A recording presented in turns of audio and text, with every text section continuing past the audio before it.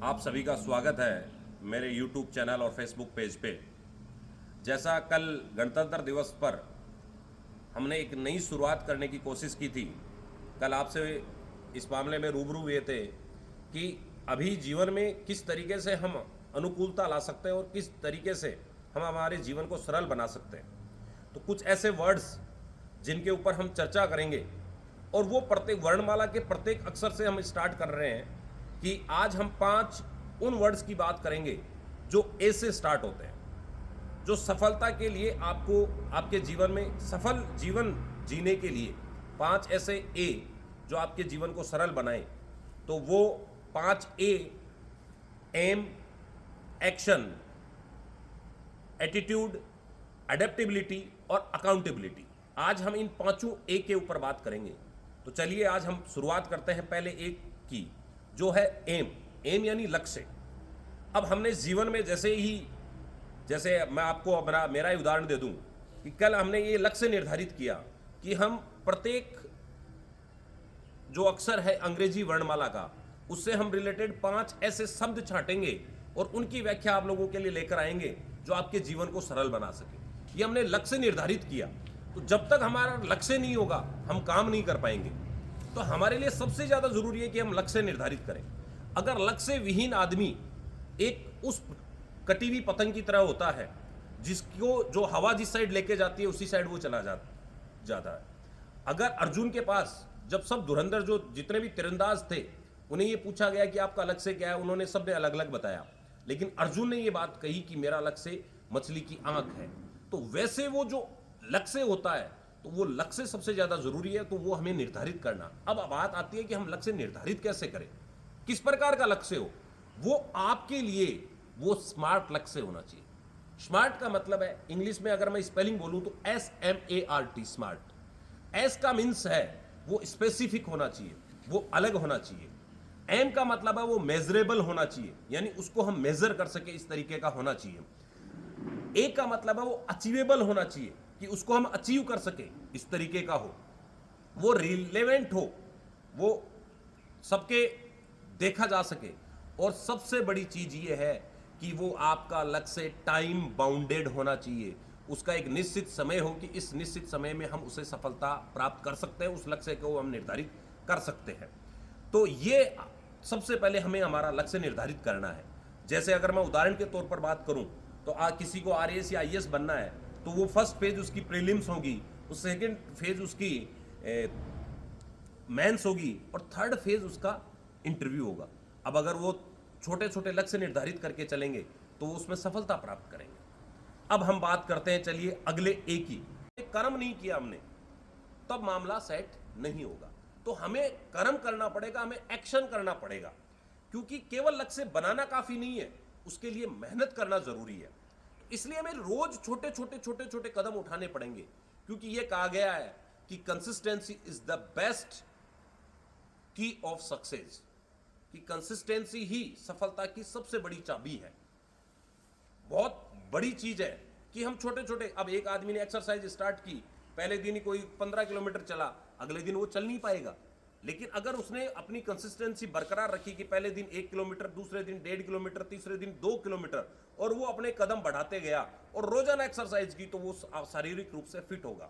तो हमें हमारा लक्ष्य निर्धारित करने के बाद में उस लक्ष्य के अकॉर्डिंग हमें जरूरत है कि हम काम करें, क्योंकि आपका आज किया हुआ काम आपका कल होगा, वो कल निर्धारित करेगा। आपका कल किस प्रकार का है वो आज निर्धारित करेगा कि आज आपने क्या काम किया है। इसीलिए हमें आलस से छोड़कर हमें हमारा मेहनत शुरू कर देनी चाहिए। अब हम बात करते हैं तीसरे ए की। तीसरा ए है एटीट्यूड।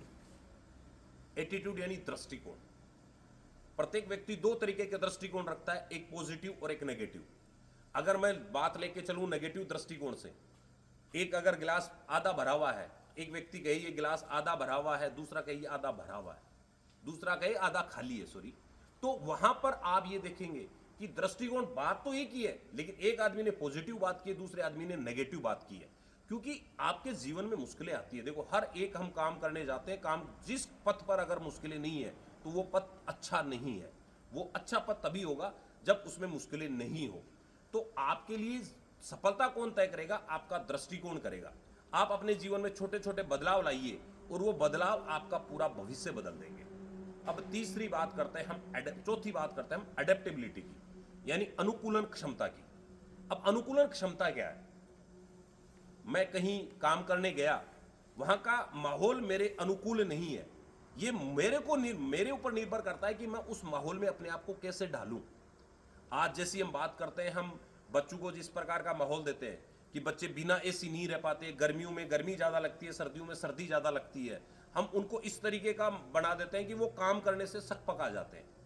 वहां पर हमें अपने आप को इतना स्ट्रोंग करना पड़ेगा कि हम हर उस जगह पे फिट हों जहां पर हमें काम करना हो।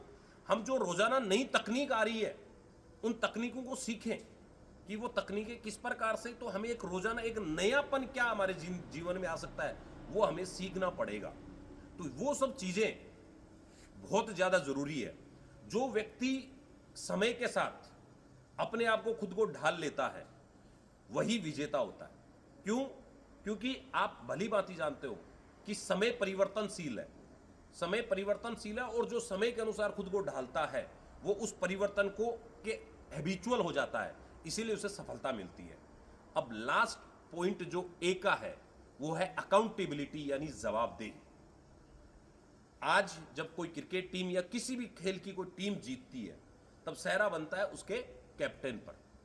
अगर वो हारती है तो भी जो, चाहे उनको मैं गालियां कहूं, चाहे उसको आलोचना कहूं, वो किसकी होगी? वो होगी उस कैप्टन की। तो जब हम कोई काम करते हैं, उस काम में हम सफल हो रहे हैं या असफल हो रहे हैं, वो काम भी हमें निर्धारित करना होगा। अगर हमसे कोई गलती होती है तो हमें इस चीज को स्वीकार करना होगा, हमें वहां पर जवाबदेही लेनी होगी कि हाँ ये काम मैंने किया है, ये मेरी गलती है, ये मेरे कारण हुआ है। आप सफलता या असफलता के लिए किसी दूसरे को दोष देने की बजाय उन पर खुद विचार करिए कि ये कमियां मेरी रही है और इन कमियों को मैं दूर कैसे करूं। क्योंकि जब आप खुद जिम्मेदार मानेंगे तभी आपकी सफलता की राह साफ होगी। तो दोस्तों, ये थे 5A, aim, action, attitude, adaptability and accountability. अगर ये पांचों चीजों, इन पांचों पॉइंट्स को अगर आप अपने जीवन में अपनाएंगे तो मैं जरूर ये दावे के साथ कह सकता हूं कि सफलता आपके कदम चूमेगी। एक इसके साथ मैं एक बात कहता हूं कि मैंने जैसा ये आपको कहा, ये सुनने को बहुत अच्छा लगा, हमने जज भी कर लिया कि हाँ हम ऐसा कर सकते हैं, लेकिन ये करना जरूरी है। क्योंकि पहले एक कहावत चलती थी कि बायड़ो खेतर बाकी का आड़ाओ और पढ़ेड़ो मिनकर बाकी को बिड़ाओ। वहीं अब कहावत है कि निनानेड़ो खेतर बाकी को आड़ाओ और गुनाएड़ो मिनकर बाकी को बिड़ाओ। इन बातों को केवल समझना सुनना ही सब कुछ नहीं है, इनको अपने जीवन में उतारना सबसे महत्वपूर्ण है। इनको अगर हमने हमारे जीवन में उतारा तो 100% हमें सफलता जरूर मिलेगी। मैं आशा करता हूं कि ये वीडियो आपको पसंद आया होगा। तो आप हमारे इस चैनल को, इस YouTube चैनल को और Facebook पेज को लाइक और शेयर जरूर करें और सब्सक्राइब करें, और आप ये कमेंट करें कि आपको कौन सा ये सबसे ज़्यादा प्रेरित किया है। और अब हम अगले वीडियो में सफलता के 5B के साथ आपसे मिलेंगे। तब तक के लिए धन्यवाद।